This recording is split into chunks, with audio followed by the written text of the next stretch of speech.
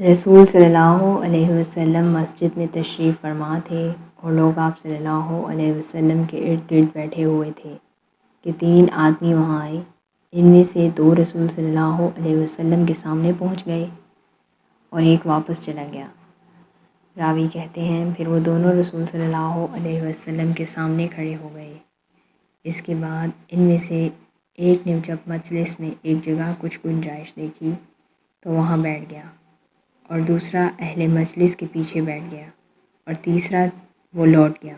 تو جب رسول صلی اللہ علیہ وسلم اپنی گفتگو سے فارغ ہوئے تو فرمایا، کیا میں تمہیں 3 آدمیوں کے بارے میں نہ بتاؤں؟